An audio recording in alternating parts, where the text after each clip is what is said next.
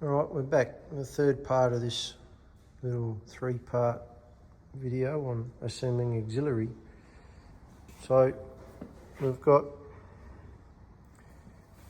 where do you start? The rear seal carrier bolted on and tensioned. All the 3/8 bolts are about 40 pound.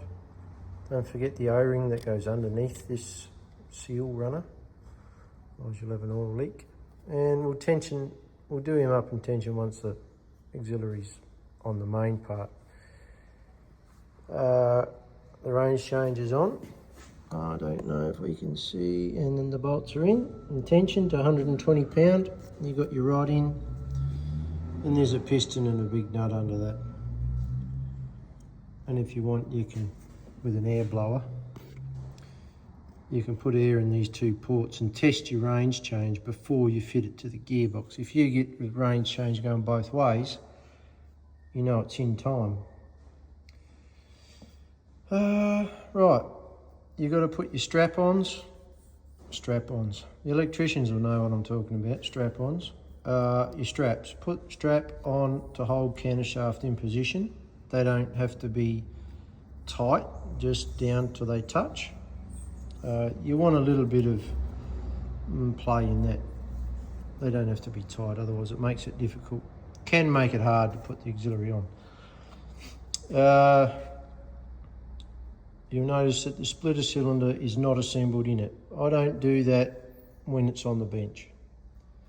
What I like to do, what I find easier to do, is once that auxiliary drive gear is in the back of the box and the main box is assembled, I sit the splitter dog and the fork and rod, if the fork and rod will stay there, I sit that in the back of the gearbox. It'll stand up like that, and when you sit the auxiliary down over top, you'll see it poke out through there. Then you can put your this bit on,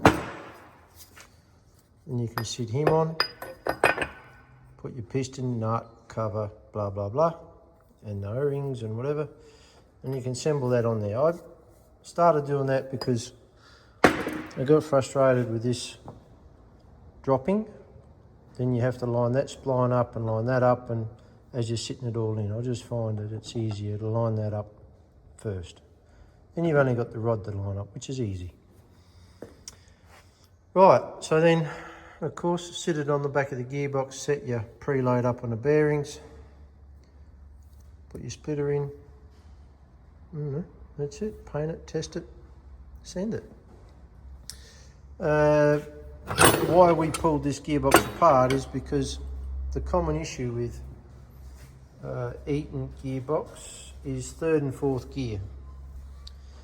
Third and fourth gear have a dog that does this shit, if it'll focus. You see the wear on that just from grating, not being careful enough when you go into third and fourth.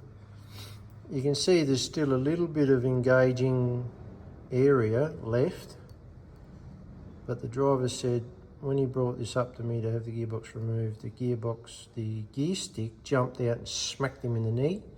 So that was the final straw. And you can see that then inside here,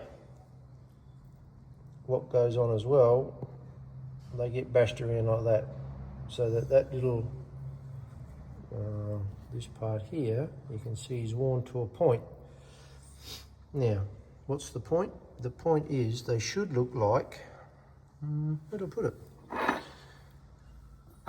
This is another gear that's for fourth gear. This is for third, this is for fourth. They should look like that. That's a new one. You can see that where that's worn to a point, it's square. So that's what they should look like. And the new dog, over here. So you can see the differences in the dogs as well. That's been beaten to death for like 2 point something million Ks, and that's a new one. So you can see the difference, and that's why they jump out. And the fork that sits in here too wears a bit of a step, and combined with that and that, and you know, then you get a recipe for jumping out of gear. The other issue with this gearbox was when we went to pull off the gears off the counter shaft to change the driven gears for third and fourth gear, very lucky, was loose on the counter shaft. So that's a counter shaft gear. Oh, there's a counter shaft, obviously, counter shaft gear. That should look, this is like the new one we've assembled. So that gear there, the old gear was loose. And if they come too loose, well, you can imagine what will happen if that comes loose off there and starts spinning. It cracks the gear. I've seen them crack the gear where that keyway is, and then it's good night gearbox.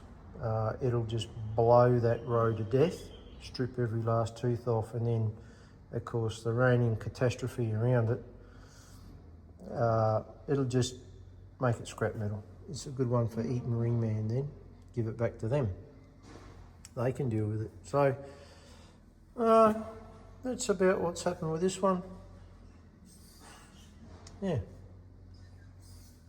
That's it. Thanks for watching. Don't forget all the usual shit at the end of the videos. Like, subscribe, share, blah, blah, blah. Thanks for watching and see you later.